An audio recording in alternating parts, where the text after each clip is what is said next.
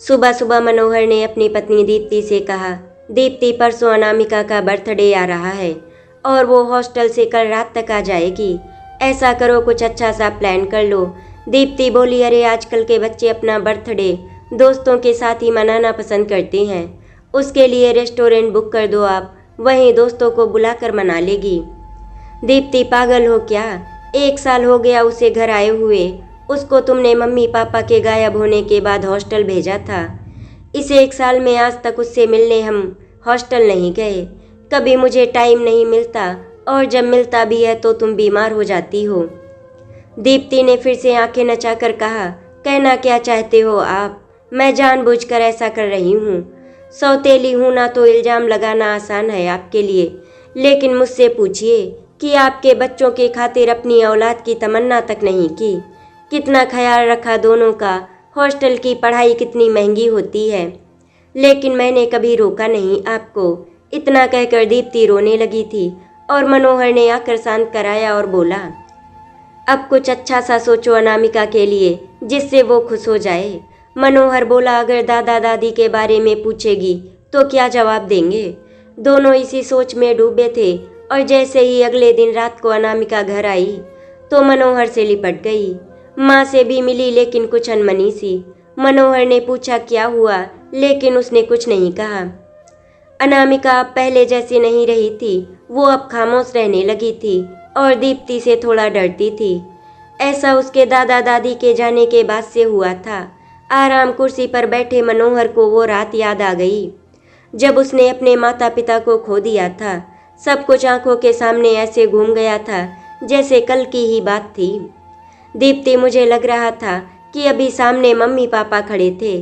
Car में बैठा बेचैन मनोहर सामने और इधर उधर देखते हुए कह रहा था और फिर कार रोककर उतरकर सामने देखता हुआ चला गया। दीप्ति उसकी पत्नी कार में बैठी मनोहर को हैरानी से देख रही थी कि कहीं उसे सच का पता ना चल जाए। कुछ देर बाद जब वो वापस आया तो मायूस और परेशान सा कार में बैठकर बोला, पता नहीं दीप्ति अचानक से कहाँ गए, पर मैं सच कह रहा हूँ वो मम्मी पापा ही थे। उसकी पत्नी दीप्ति ने तपाक से कहा, मनोहर तुम्हें तो हर जगह वही दिखाई देते हैं। जब से गए हैं तुम तो बाकी चीज़ें भूल गए हो। अब अगर वापस नहीं मिल रहे तो क्या हम भी उनके दुख में अपना जीवन जीना छोड़ दें? मनोहर ने गुस्से से दीप्ति के तरफ देखकर कहा, तुम बेकार की बातें मत करो। वो माँ बाप थे मेरे, ऐसे कैसे भूल जाऊंगा जब अभी तक उनकी बॉडी ही नहीं मिली। कार चलाते हुए वो दृश्य फिर से उसकी आंखों के सामने घूम गया था। जब ऑफिस से आने के कुछ देर बाद उसने दीप्ति से मम्मी पापा के बारे में पूछा था। दीप्ति, मम्मी कहाँ है, दिखाई नहीं दे रही। पता नहीं मनोहर पापा के साथ मंदिर के लिए गई थी, अभी तक नहीं आई हैं। कब गई थी दीप्ति? अभी तो 8 बजने वाला है, अब तक तो आ जाना चाहिए था। 7 बजे के आसपास गई थी। कोई मिल गया होगा रास्ते में। तुम इतनी फिक्र क्यों करते हो? कुछ देर बाद उसने टाइम देखते हुए कहा, दीप्ति अब तो काफ़ी टाइम हो गया है, मंदिर तो पास में है, इतना टाइम तो नहीं लगता है। देख कर आता हूँ, जाने कहाँ रह गए। दीप्ति ने सोफे पर बैठकर कहा, अरे आ जाएंगे, तुम कहाँ जा रहे हो? वो तो रोज ही मंदिर जाते हैं। अरे तुम फ़ोन कर लो ना उनको। दीप्ति ने फ़ोन करने को कहा तो मनोहर ने तुरंत फ़ोन लगा दिया, लेकिन फ़ोन तो घर में ही था। दोनों में से एक का भी फ़ोन साथ लेकर नहीं गए थे। मनोहर ने फ़ोन लगाने के बाद कहा, दीप्ति फ़ोन तो यही है और अब बहुत देर हो गई है, मुझे चिंता हो रही है, मैं देखने चला ही जाता हूँ।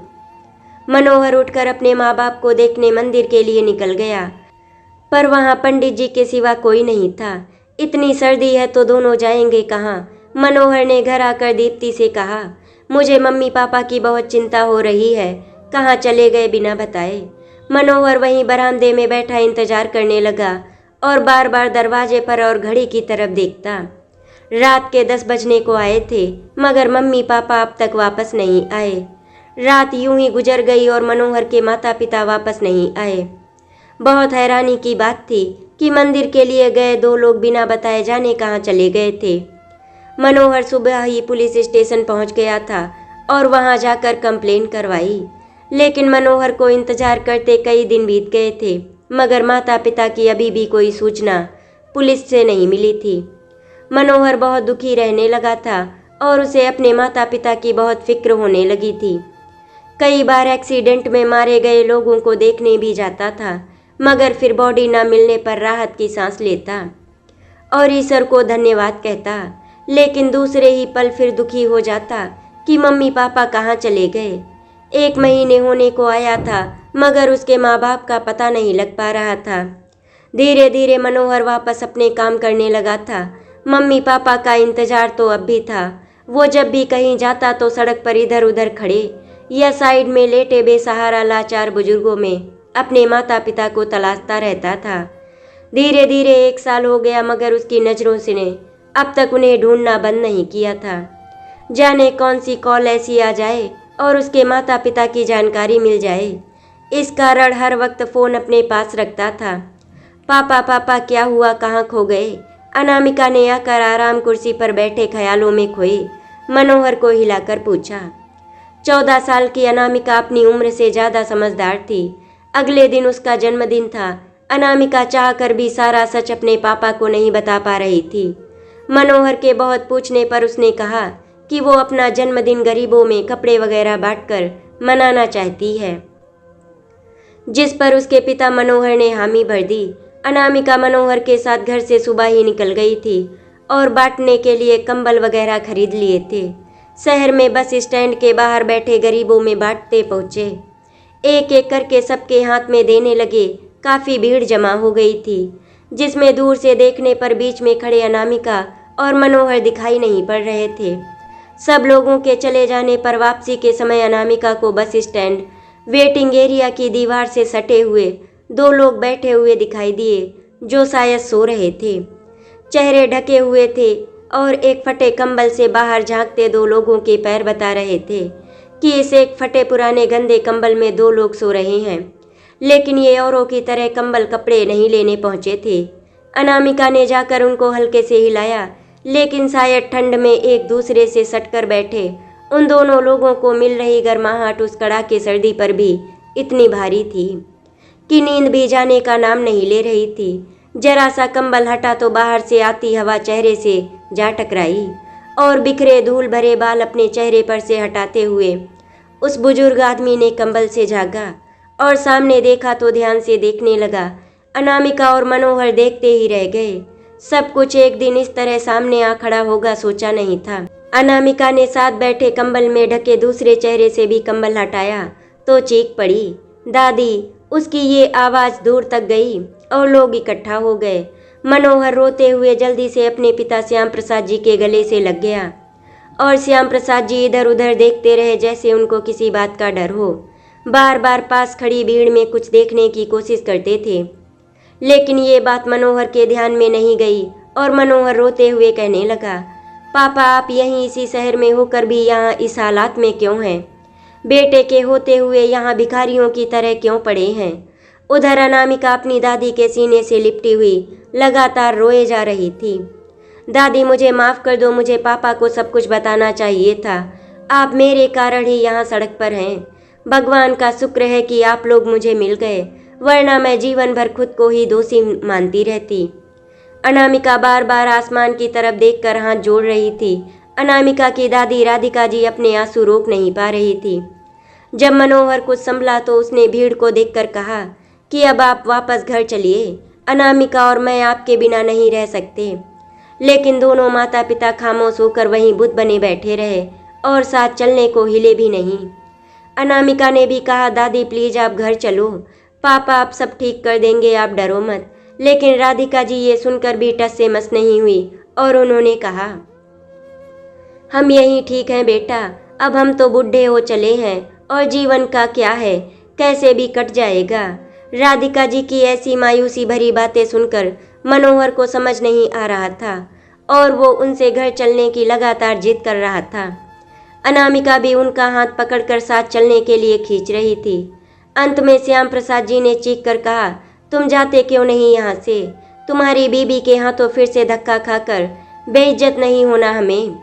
ये बात सुनकर मनोहर सन्न रह गया। इस बात की तो उसने कल्पना भी नहीं की थी। मनोहर ने उन्हें हिलाकर कहा, क्या हुआ पापा, ऐसा क्यों कह रहे हैं आप? दीप्ति ने क्या किया था? मम्मी आप बताओ ना प्लीज, क्या किया था उसने? मनोहर ने बहुत जिद की पूछने की, मगर दोनों ने जैसे अपने होठों पर ताला ही लगा लिया था। अनामिका ने अपने पिता के कंधे पर हाथ रखकर रोते हुए कहा, मुझे पता है पापा, ये क्या कह रहे हैं? मनोहर ने अनामिका से झट से पूछा, क्या पता है तुम्हें, बोलो। अनामिका ने कहा, पापा इनको मम्मी ने घर से निकाला था। उस दिन मैंने सब कुछ देखा था, लेकिन मम्मी ने धमकी दी थी कि अगर मैंने मुंह खोला तो वो आपको और घर छोड़कर चली जाएंगी। मैं बहुत डर गई थी पापा। अनामिका ये कहकर जोर से रोने लगी थी और मनोहर ने उसको अपने गले से लगा लिया था और अपने माता पिता से कहा, पापा आप तो बता सकते थे क्या हुआ था उस दिन। श्याम प्रसाद जी ने कहा, बेटा धमकी तो उसने हमें भी ऐसी ही दी थी कि हमारा तो कलेजा ही कांप गया था। उसने कहा था कि अगर कभी लौट कर आए या तुझे बताने की कोशिश की तो बच्चों को जहर दे देगी। मनोहर ने छूटते ही कहा, पापा आप पुलिस के पास क्यों नहीं गए? तो जवाब में श्याम प्रसाद जी ने कहा, बेटा उसने कहा था कि वो तुझे भी जहर देकर सारी जायदाद अपने नाम कर लेगी। अगर पुलिस में शिकायत की तो हमने सोचा कि अगर हमारे घर से जाने से शांति बनी रहती है तो यही सही है, और हमने घर छोड़ दिया। राधिका जी ने गुस्से में कहा, तू जा यहाँ से और बंधा रहे अपनी बीबी के पल्लू से ही, यहाँ कभी मत आना अब। गलती तो हमारी है जो तेरा घर दोबारा बसाया, और उसने तो सौतेली होने के सारे रंग दिखा दिए, साबित कर दिया कि सौतेली माँ सौतेली ही रहती है। राधिका जी कहते कहते अपनी भीगी आंखें पोंछने लगी थी। मनोहर ने अपने माता पिता के साथ चलने की बहुत जिद की, मगर दोनों ने ही इनकार कर दिया और मजबूरन मनोहर को इस वक्त वहां से उठकर घर वापस जाना पड़ा। घर जाते ही दीप्ति ने पूछा, कहाँ रह गए थे, इतनी देर कैसे हो गई? मनोहर ने उसकी तरफ गौर से देखा और फिर उसे अपने माँ बाप के शब्द याद आने लगे। मनोहर ने मन में सोचा, दीप्ति को देखकर लगता नहीं है कि इसने ऐसा किया होगा। मम्मी पापा को इसके सामने आने में ही डर लग रहा है, और अनामिका ने भी उनकी बात का समर्थन किया था, लेकिन इसका राज कैसे खुलेगा? मनोहर मन में ये सब सोच ही रहा था कि दीप्ति ने करीब आकर कहा, सुनो मनोहर, मैंने एक छोटी सी पार्टी अनामिका के लिए शाम को रख दी है। घर पर नहीं बल्कि बाहर एक रेस्टोरेंट में है, किसी को बुलाना हो तो देख लो। मनोहर उसकी बात सुनकर हैरान था, क्योंकि दीप्ति का ऐसा भोला रूप और मम्मी पापा की बातें फिट नहीं बैठती थी। अनामिका के लिए ये सरप्राइज पार्टी थी, मगर उसने बाहर खड़े होकर सुन लिया था, जिसका पता दीप्ति और मनोहर को नहीं चला था। उधर वहीं उसी सड़क पर बैठे राधिका जी और मनोहर जी ख्यालों में डूबे थे। अभी अभी तो अपने बेटे से इतने समय बाद वापस मिले थे, और बदकिस्मती ये थी कि चाहकर भी उसके साथ नहीं जा सके थे। राधिका जी को वो दिन याद आ गए जब उन्होंने अपने बेटे की दूसरी शादी करने के बारे में सोचा था। मनोहर की पत्नी बीमारी के चलते गुजर चुकी थी, और अब उसके 2 बच्चे थे, जिसकी फिक्र उसके दादा दादी यानी कि राधिका जी और श्याम प्रसाद जी को सता रही थी। उसकी दूसरी शादी करने का फैसला ले लिया। मनोहर चाहता तो नहीं था, मगर अपनी बच्ची को माँ का प्यार देने के लिए उसने हामी भर दी। उसने सोचा कि बच्ची को माँ मिल जाएगी और घर भी संभल जाएगा। वही दृश्य राधिका जी की आंखों के आगे आने लगे। देखो जी बेटा, इतना परेशान रहता है, बच्ची की देखभाल की चिंता बनी रहती है, उसकी दूसरी शादी कर दें तो इसको सहारा हो जाएगा और बच्चों को भी माँ मिल जाएगी। लेकिन राधिका अगर दूसरी पत्नी के बाद बच्चों का ख्याल नहीं रखा या सौतेला व्यवहार किया तो क्या होगा? नहीं जी, ऐसा नहीं होगा। हम सब कुछ देखकर ही शादी करेंगे, ऐसे ही थोड़े किसी से ब्याह देंगे।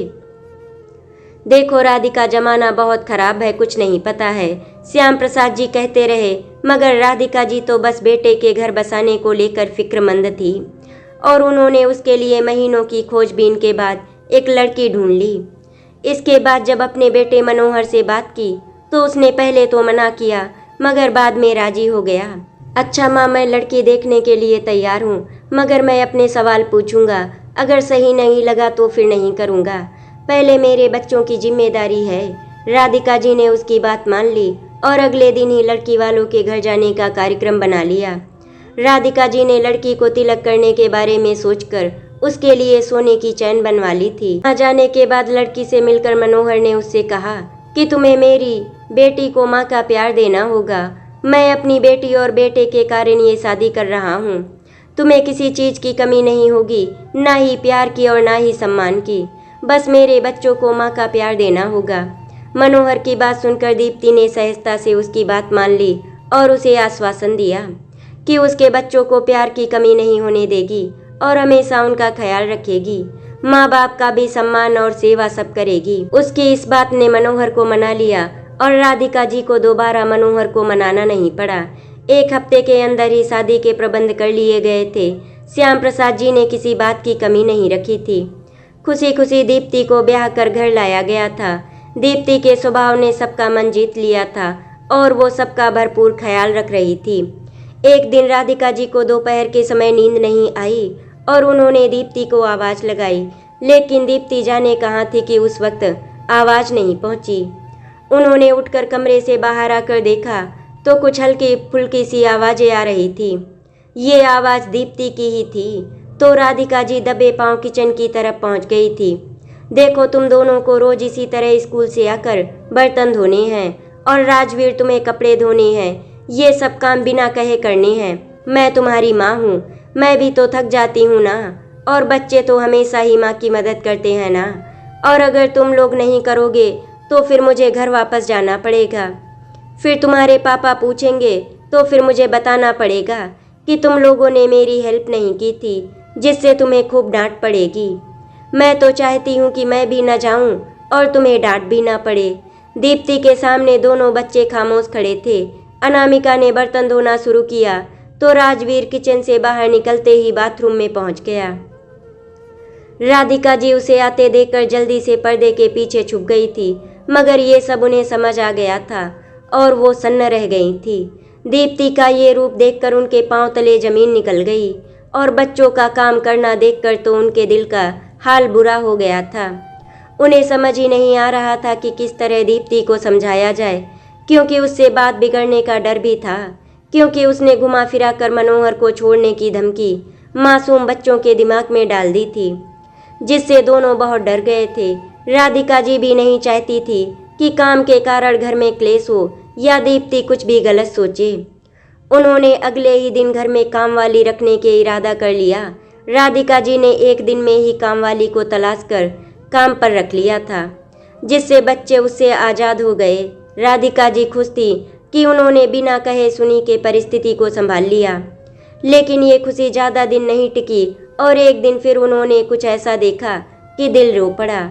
इससे पहले कभी राधिका जी का ध्यान इस बात पर गया ही नहीं था कि राधिका बच्चों को कैसा खिलाती है, लेकिन उस दिन जब वो किचन में पहुंची तो उन्होंने पीछे से देख लिया कि दीप्ति ने उस डब्बे से ही सब्जी निकालकर बच्चों की प्लेट में रख दी, जिसे फेंकने की बात हुई थी, और दोनों बच्चों के आगे रख दी। राधिका जी बच्चों को रोक नहीं पाई, मगर उन्होंने देखा कि बच्चे भी उसे खा नहीं पाए तो उन्हें सांस आई।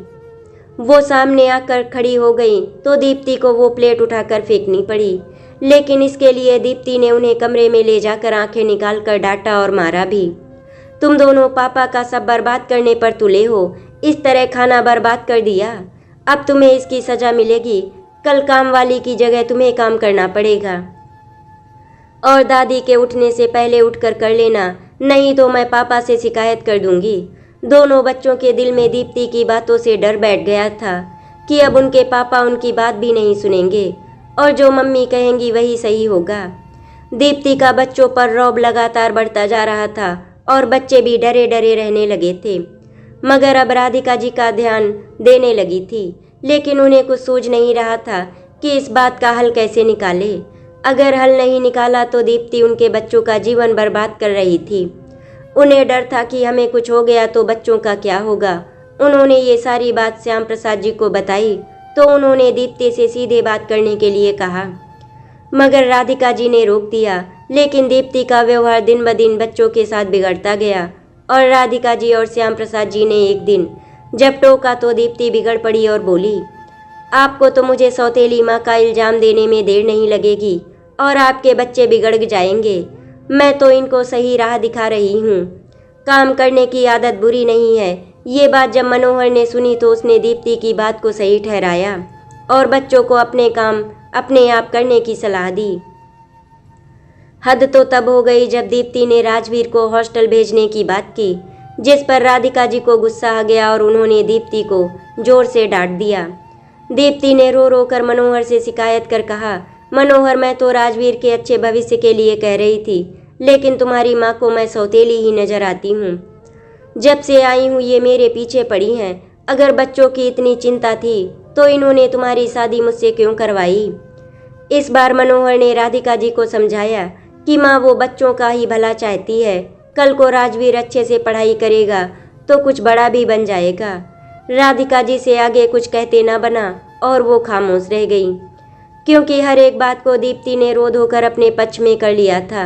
राजवीर और अनामिका को हॉस्टल के लिए तैयार किया गया, लेकिन एडमिशन राजवीर का ही हो पाया और अनामिका का एडमिशन अगले साल के लिए स्थगित हो गया। जाते जाते राजवीर ने अपनी दादी के गले लगकर कहा, दादी वाह, अब मुझे कोई परेशान नहीं करेगा, अब मैं अच्छे से खुश रहूँगा। ये बात सुनकर राधिका जी का कलेजा फट पड़ा था, मगर चाहकर भी इस बात को मनोहर के आगे नहीं रख पाई और खुश हो गई कि चलो अगले साल अनामिका को भी इस सौतेली माँ से छुट्टी मिल जाएगी। लेकिन समय गुजरने के साथ साथ दीप्ति की हरकतें बढ़ने लगी और वो अनामिका के साथ नौकरों जैसा व्यवहार करने लगी। दादा दादी बीच में बोलते तो उनसे भी बुरी तरह बात करती और बुरे शब्दों को बोलकर बेइज्जत करती।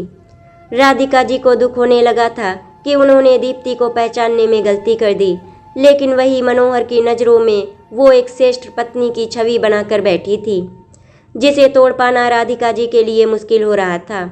एक बार श्याम प्रसाद जी ने कहा, बहू तुम अपनी लिमिट पार मत करो, बहू हो बहू जैसे रहो। अनामिका के साथ तुम्हारा व्यवहार हमें समझ आता है। इस बात पर दीप्ति ने मनोहर से शिकायत कर दी और मनोहर ने अपने ही माता पिता को समझाया। उसने मनोहर की आंखों पर ऐसी पट्टी बांधी थी जो उतर ही नहीं रही थी। एक दिन जब दीप्ति ने अनामिका को थप्पड़ मारा तो राधिका जी इस पर जोर से चीख पड़ी, दीप्ति तुम्हारी हिम्मत कैसे हुई इसको मारने की। खबरदार जो तुमने इसको हाथ लगाया। मैं बहुत दिनों से देख रही हूँ तुम्हारी हरकतें, मगर अब हद हो चुकी है। अब मनोहर से कहना पड़ेगा। दीप्ति ने भी बदले में जोर से चीख कर कहा, हाँ बुढ़ी, तेरे बस में नहीं रहा बेटा तो अब मुझसे भी छीनना चाहती है। जलन हो रही है तुझे। दीप्ति के ये शब्द सुनकर राधिका जी ने अनामिका को कमरे में भेज दिया, लेकिन वो चुपके से सब सुन रही थी। दीप्ति जोर से बोली, देख बुढ़िया, ये जो तेरे दो औलाद है ना, ये यहाँ जब तक हैं जब तक मेरा मन है, नहीं तो घर से निकालने में देर नहीं लगेगी। पहली पत्नी के बच्चे के कारण मैंने बच्चा नहीं किया और ना ही तेरा बेटा चाहता है, लेकिन अगर मेरा नहीं तो मेरी सौतन के भी नहीं समझी, और अगर ज़्यादा मुंह चलाया तो जहर देकर मार दूंगी दोनों को। राधिका जी के चेहरे का रंग ही उड़ गया था। वो श्याम प्रसाद जी की तरफ देखने लगी। इस समय दोनों कुछ बोल नहीं पाए और बंधे हुए से खामोश खड़े रहे। इसके बाद दीप्ति की हरकतें बढ़ती गईं और उसने एक दिन राधिका जी पर हाथ उठा दिया। ये श्याम प्रसाद जी से देखा नहीं गया और उन्होंने दीप्ति को घर से बाहर निकालने की धमकी दे दी। दीप्ति ने आव देखा ना था और डंडा उठा लाई। उसने राधिका जी और श्याम प्रसाद जी को खूब पीटा, जिसे अनामिका पीछे से छुपकर खड़ी हुई देख रही थी। इसके बाद उसने दोनों का सामान फेंकते हुए कहा, अभी निकल जाओ यहाँ से, और अगर तुम लोग वापस आए तो सबको जहर दे दूंगी, फिर कोई नहीं बचेगा और जायदाद मेरी होगी। ये सुनकर राधिका जी और श्याम प्रसाद जी चुपचाप सामान उठाकर चले गए। जाते समय उसने उनके फ़ोन भी रख लिए, जिससे कभी वो भी मनोहर से कांटेक्ट ना कर सके। राधिका जी और श्याम प्रसाद जी इतनी ठंड में सिकुड़े हुए अपने ही घर से निकल गए थे। राधिका जी की आंखें लगातार बह रही थी कि किसी ने उन्हें हिलाया, दादी दादी। देखा तो सामने अनामिका खड़ी हुई थी। उधर शाम हो गई थी और पार्टी हॉल के लिए जाने की तैयारी हो चुकी थी कि दीप्ति ने मनोहर से कहा, अपनी बेटी को तो ढूंढ लो, जाने कहाँ गायब है, 3 घंटे हो गए हैं। मनोहर ने अनामिका को फ़ोन लगाया तो उसने कहा वो वक्त पर आ जाएगी, पर पार्टी शुरू हो गई थी और अनामिका अब तक नहीं आई थी। मनोहर ने कई बार फ़ोन किया पर उसने फ़ोन नहीं उठाया। कुछ देर बाद अनामिका पार्टी में पहुंची तो केक काटने से पहले अनामिका ने दीप्ति से कहा कि मम्मी आपके कुछ दोस्त बाहर आए हैं, आप देख लीजिए। तो दीप्ति तुरंत बाहर चली गई, लेकिन वहां जाकर सामने देखते ही हैरान हो गई। तुम लोग यहाँ कैसे, तुम्हें किसने पता दिया? मैंने तुमसे कहा था ना कि दूर चले जाना, फिर क्यों आ धमके हो। सामने दीप्ति के सास ससुर यानी कि राधिका जी और श्याम प्रसाद जी खड़े थे। दीप्ति गुस्से में दोनों पर बरस पड़ी और राधिका जी को आज भी उससे डर लग रहा था। उस दिन की वो मार और जख्म वो लोग अब तक भूले नहीं थे। राधिका जी ने हिम्मत करके कहा, आज तुम्हारी पोल खोलने आए हैं, हम मनोहर को सब कुछ बताना है। दीप्ति ने ये सुनते ही राधिका जी को धक्का दे दिया और कहा, खबरदार जो इधर फटकी भी, चुपचाप चली जा इस बूढ़े को लेकर। तभी पीछे से चीखने की आवाज़ आई दीप्ति। ये आवाज़ मनोहर की थी और अनामिका ही उसे यहाँ लेकर आई थी। पीछे मनोहर को देखकर दीप्ति के होश ही उड़ गए और वो डर के मारे कांपने लगी, क्योंकि अब उसकी पोल खुलने का समय आ चुका था। मनोहर ने खींचकर 2 थप्पड़ दीप्ति के रख दिए। तुम्हारी हिम्मत कैसे हुई मेरी माँ को धक्का मारने की? उस दिन मुझसे माँ ने कहा था तो मुझे यकीन नहीं हुआ था, लेकिन अब आंखों से देख लिया। तुम तो माँ के नाम पर धब्बा हो। सौतेली माँ कितनी होती हैं इस दुनिया में, मगर सब तुम्हारे जैसी नहीं होती। तुमने मेरी माँ बाप को सड़क पर फेंक दिया। मैंने कितना पूछा कि मम्मी पापा क्यों चले गए, लेकिन तुम अनजान बनी रही। अनामिका और राजवीर ने तुम्हारे कितने अत्याचार सहे, लेकिन तुमने इतना डरा दिया कि बेचारे अपने ही बाप से एक शब्द नहीं कह पाए। कहते कहते मनोहर भावुक हो उठा था। नहीं मनोहर, ऐसा नहीं है। दीप्ति को झूठ बोलता देख उसने आगे बढ़कर दीप्ति को एक और जोरदार थप्पड़ रसीद कर दिया।